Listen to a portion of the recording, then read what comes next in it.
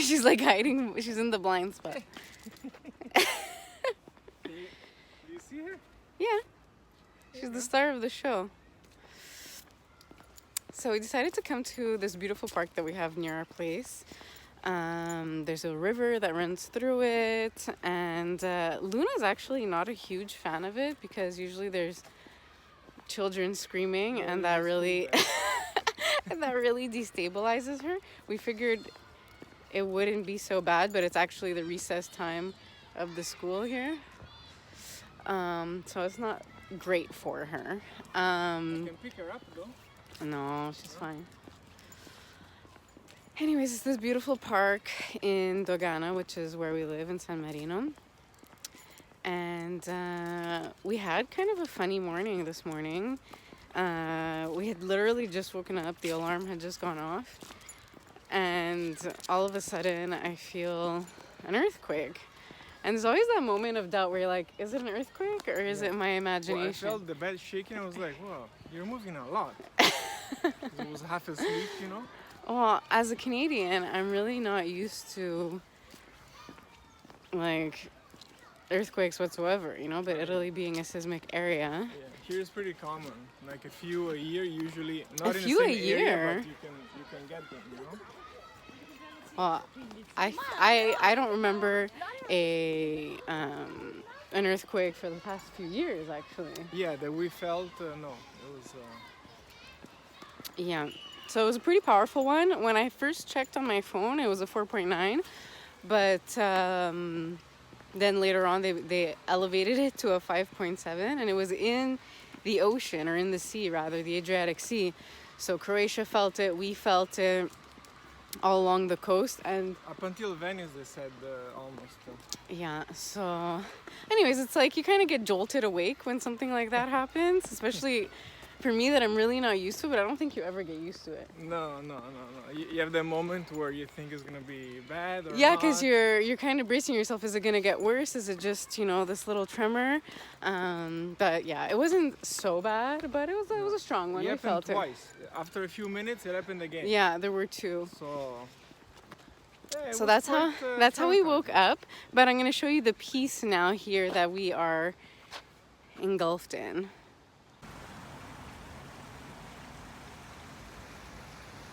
And there's my babies. Say hi.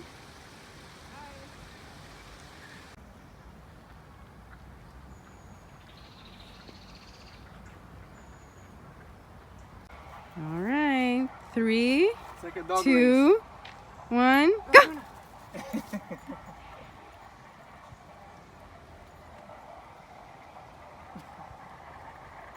Such a wild animal. She's got her business to Yeah. attend to. You think we're gonna have a dog tonight? Yeah, she always comes back. Yeah.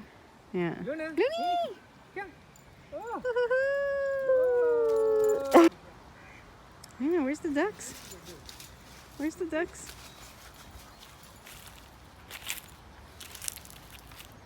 No, she's just ferociously eating grass. She almost doesn't even register the ducks as... The Discovery Channel footage. So the thing about this park is that it's obviously gorgeous and it's super close to our place, but I can't come here in the summer because the mosquitoes, it's quite mosquito-y. I could come, but you get destroyed, yeah. So it's like officially the season where we can come walking here, and we thought, why not? It's a beautiful day. It's actually surprisingly warm compared to what we had the past couple of days. The hat and the gloves is too much.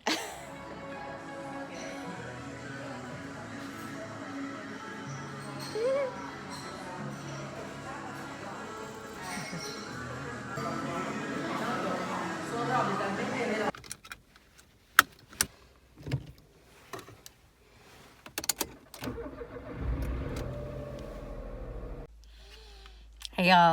So I just got back from a very interesting adventure, actually. My friend Sylvia asked me to come translate for her. She has a cleaning company, and one of her employees was having a hard time understanding like exactly what her explanation was. So it was interesting because that's not something that I usually do, and I was able to use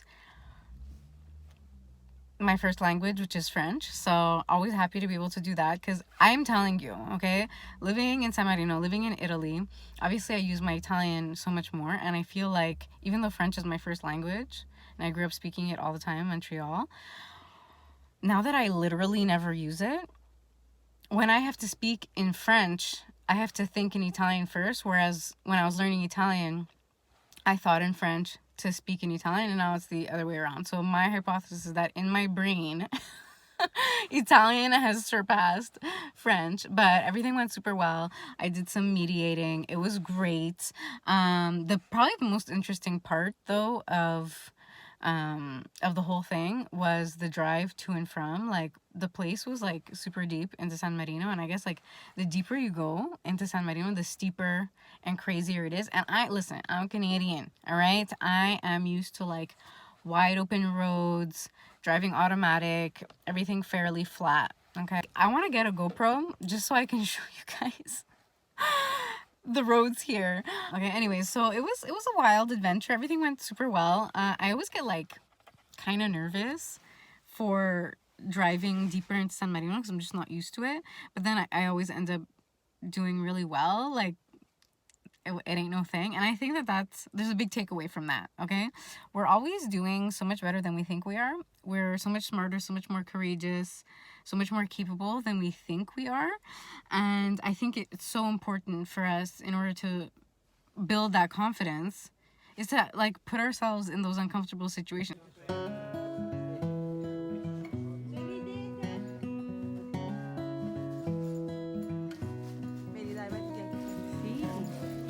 Aspetta, facciamo il selfone.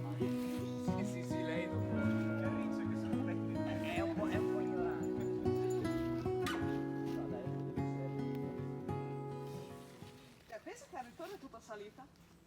Fate voi, io mi metto in spalla a te. Ah, sì, tutta salita.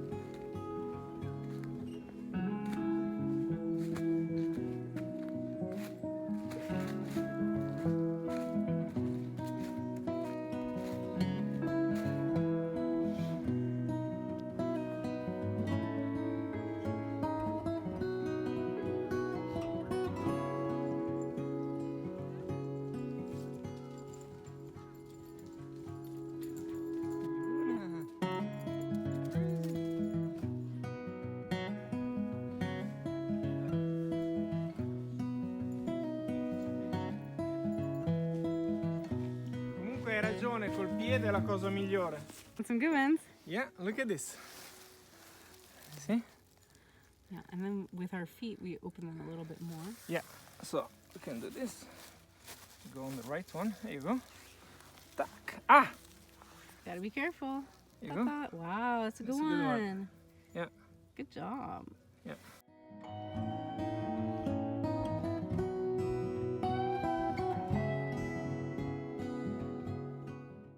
Marco, did you find some good ones? Yeah, look at this. Oh my god. So I thought I would show you that every time we bring home fresh produce, I always soak it in this mix of water and baking soda. So you can do baking soda or vinegar, but don't do both because they kind of cancel each other out. I prefer baking soda, and you make sure you rinse it really well afterwards. And then I put everything onto a towel to dry thoroughly. Emphasis on thoroughly before putting in the fridge, and I can show you guys my system for that as well. The veggies that I soaked are rinsed and dried now, and then I reuse these plastic containers that we get, you know, from grocery or whatever, and wash them, dry them, and use them to store the veggies in the fridge. So first step is completed. I just soaked them for a little bit in some like mildly soapy water just to get rid of all of like the forest goo. I got rid of probably almost half of the ones that we picked because they either, you know, had some funkiness on them, they were too small, they were too soft. So these are the ones that remain.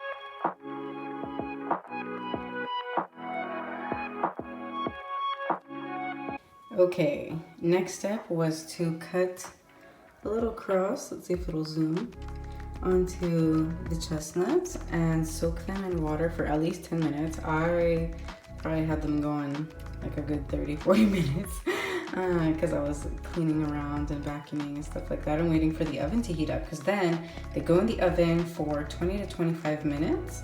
I'm gonna keep an eye on them. They should open up where we've done the incision. So this isn't all of the chestnuts obviously, but I just wanted to try a batch and see how they would come out. So thoughts and prayers, y'all. I'll see you when they get out of the oven. So I just took them out of the oven. You're supposed to keep them in a like moist dishcloth as they cool down so that they don't get too dry. But they look good, y'all. Oh my goodness. So I cooked them at 200 for 20 minutes. Actually, it was less than 20 minutes because they are a little bit on the small side. Okay, focus. So I didn't want to burn them because that would have been worse, but we'll see how this goes.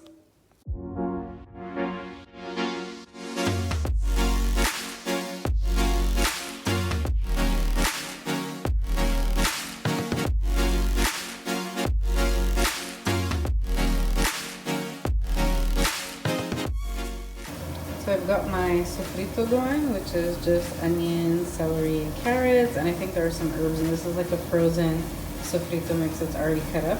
Very convenient. So once the onions get a little glistening, that's where I throw in all of my spices to bloom them, to just like enhance them, and then I throw in some pumpkin, and I have some cabbage that I've cut up. So basically, I haven't even told you what I'm making. I'm making a soup with pumpkin, cabbage, and I'm gonna throw in some chickpeas in there, and I'm gonna throw in what Italians call pastina, which is just like soup noodles. I'm gonna throw in a broth cube and probably some more spices, and then I'll see, I might throw in like a zucchini or something like that if I see that it's missing volume. But yeah, this is like one of my go-to soup recipes that I'm obsessed with, and it's officially soup season. Like in the evenings, I just want something warm to soothe my soul. But yeah, we've been going hard on bean soups, but this is one of my favorites. You can say hi. Hello. Oh, what a good stretch that is. What a good stretch. You good girl? Yeah, you are. You're so good. You're so good. Yes. So I just wrapped up my work. It's about, yeah, it's 6:20, so busted out a good 3 hours of work. I recorded the meditation and edited it. And I did some client work. I hung out on Instagram, posted some stuff. I guess some other things that I'm not really remembering right now. I was kind of like in a whirlwind. I guess, you know, when you're a human design manifester, you kind of get into this like Tasmanian devil kind of like whirlwind. But yeah, so all of that stuff is done. Oh yeah, I listened to some client Voxers and responded to them there. Shameless plug, if you're looking for a coach, if you are looking for a life transformation, highly recommend you check out my Harness Your Magic 101 program. The link will be in the description. It's a 5-month 101 program with a low time commitment. So there's a call every 2 weeks. One of them is a 90-minute kind of breakthrough session with a deep Reiki energy healing, where I receive downloads about your next steps, where your blocks are, how to clear them, really deep stuff, which beliefs to reprogram. And then we do that work throughout the rest of the month. And then there's a coaching call, a 1-hour coaching call with like a specific topic. And it's been curated so that, you know, we learn how to manage stress. We build a lifestyle and a routine that supports our goals. We soothe our nervous systems, manifesting, healing, developing your psychic abilities, all that stuff, to really just up-level you and heal very deeply and build your confidence and build a routine and lifestyle that feels really good to you, but that also evolves as you grow and change and prosper, basically. Yeah, so I'm probably now gonna pop out of my office and go see what Marco wants for dinner and make something good. Like, I'll usually take a suggestion, but I'm the one that ultimately decides what to make. And yesterday, oh my God, yesterday I made seitan, like barbecue seitan in the air fryer, and it literally tasted like ribs. It was so good.